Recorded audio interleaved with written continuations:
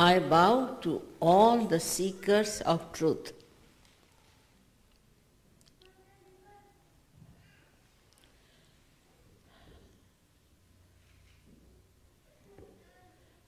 I do not know how to thank the Mayor of Oakland and Mayor of Berkeley for being so kind to give this certificate to me. I must say this is a wonderful country where people recognize something that is doing good work. Really, it's remarkable it is.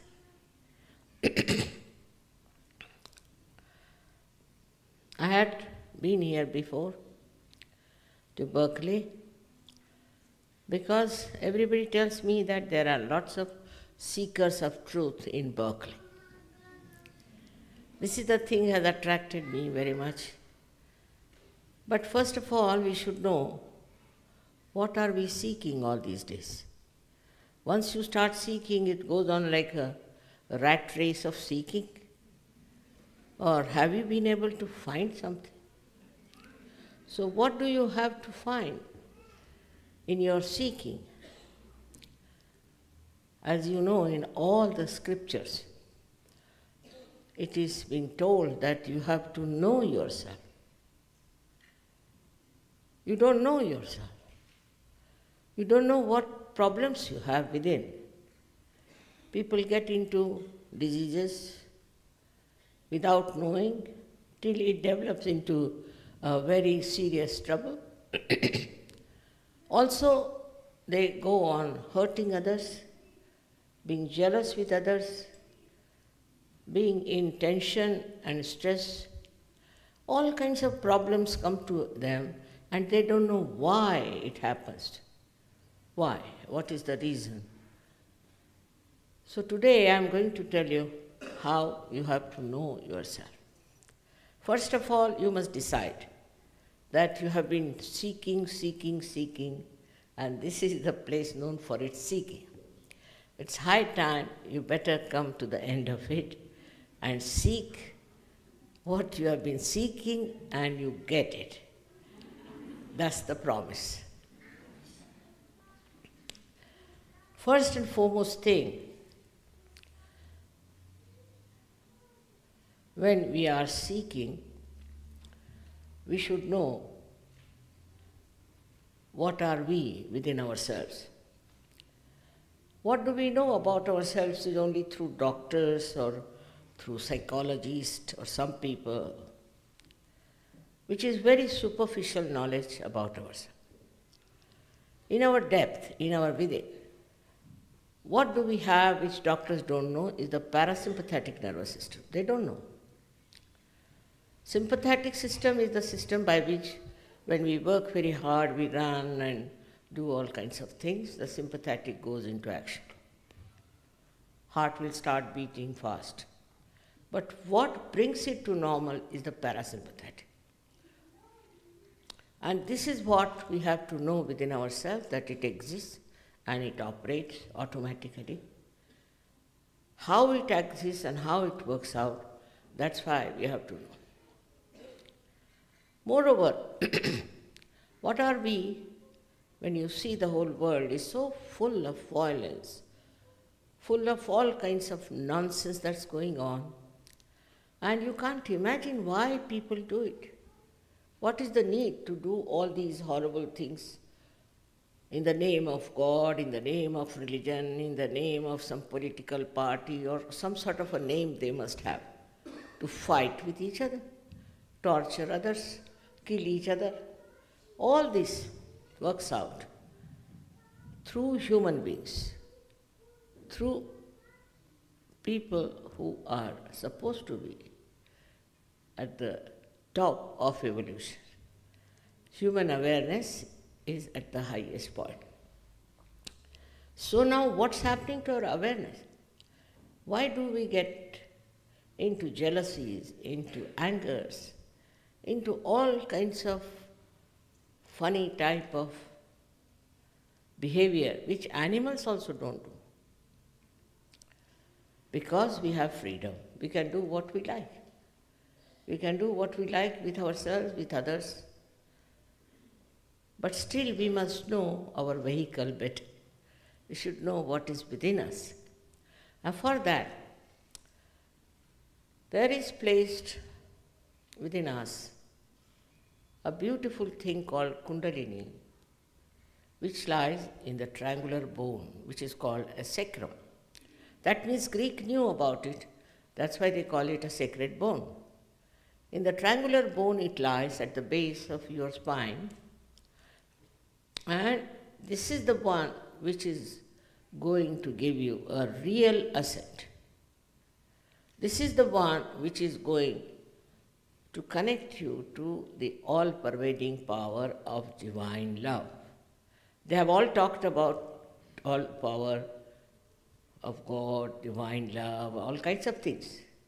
But we don't know where it is, where does it exist, how it works. If really it is there or not, also we are not very sure. So this power lies within your triangular bone. Can you show that? ज़रा आगे ले लो तो अच्छा रहेगा.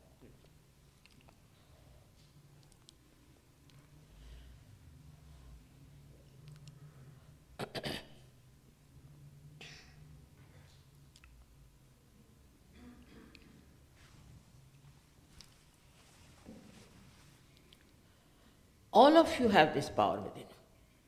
It's not anyone who belongs to any nationality or to any culture, but everyone has this power within himself. But you'll be surprised how people have made such a horrible picture of Kundalini. And they say that when the Kundalini rises, you may go mad, you may shout, you must do all kinds of things. Because they have no authority to do it, because they don't know how to do it. That's why they make up a story like that and tell you, because they don't want to ascend, I think, or they don't know. They are incapable of awakening the Kundalini. But I must tell you that she is your mother. She is your individual mother. She knows everything about it. It's all recorded.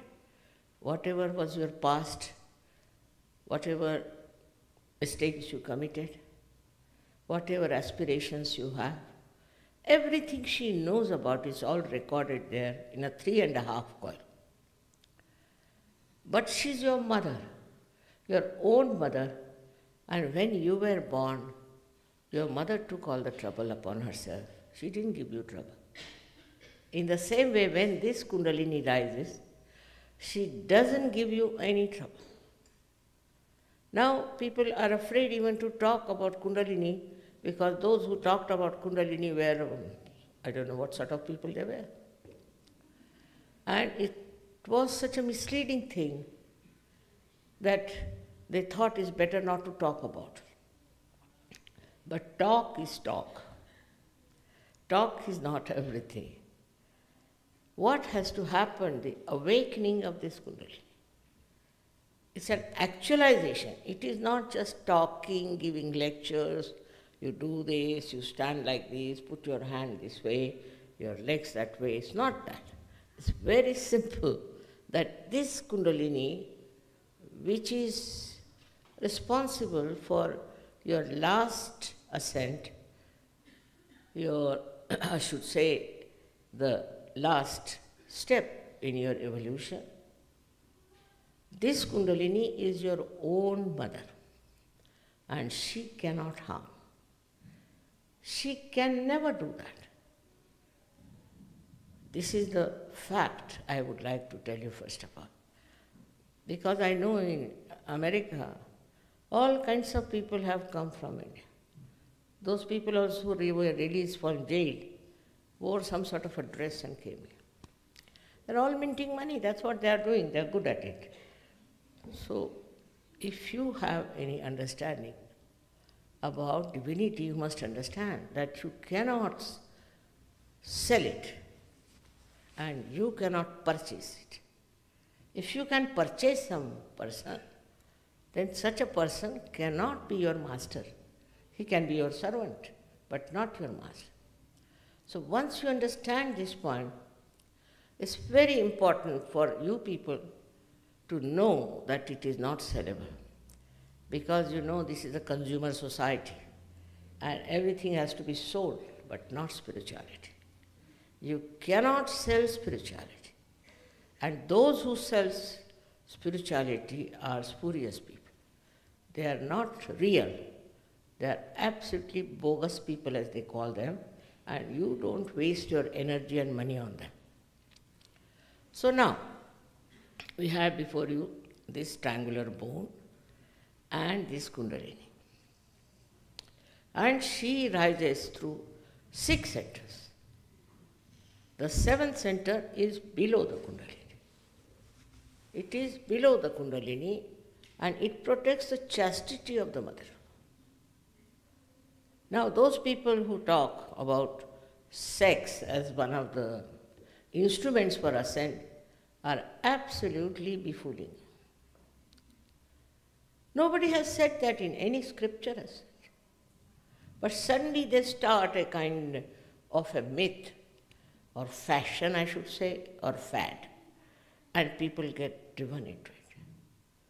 So I've come to warn you about it, that it has nothing to do with sex. But as Christ has said, you have to be like children when you enter into the kingdom of God. So your innocence gets awakened. Many people feel they have lost their innocence. You can never lose it. It comes back to its dormant. It might be bruised, it might be a little bit hurt, but it's all there intact. And you'll be amazed to see what you are, because you don't know what you are. So I would say you are not this body, this mind, but you are the spirit. And that's what you have to become. Once you become the spirit, you will know what you are. You will know everything about yourself. But that to happen, you don't have to do any acrobatic thing. It's just very simple. Wherever you are sitting, it will work out. But first tell your mind to stop a little bit thinking. Because this mind has been reacting all the time. Reacting to this, reacting to that, with the result that Kundalini doesn't rise. But when she rises, she is wonderful. Your thought rise like that and fall down. Again, thoughts come up and fall down. They come from the future or from the past. Present you cannot be. You cannot be in the present. But when Kundalini rises, she elongates these thoughts and there's a space created. It's called as pause, you can call it. In Sanskrit called as vilamba. So your mind stands at that place where you have thoughtless awareness. It's told by, also Jung has talked about it, that you get into thoughtless awareness.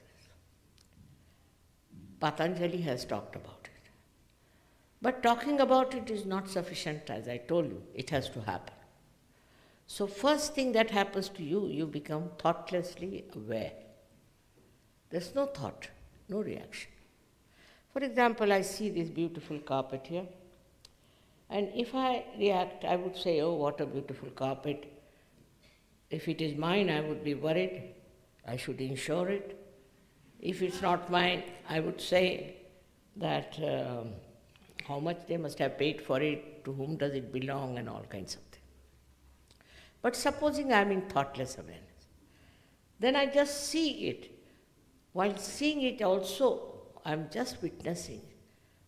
And what I am getting is the complete joy of the Creator who has done this job. Complete. Get filled with that joy.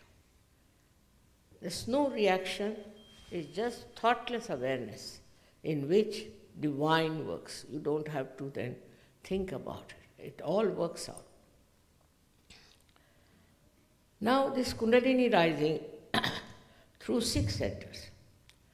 Now you don't know you have any centers within yourself, and you don't know how they are placed.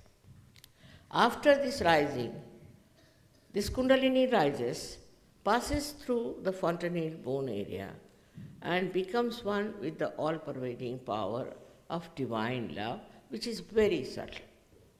And you also start becoming a subtler personality.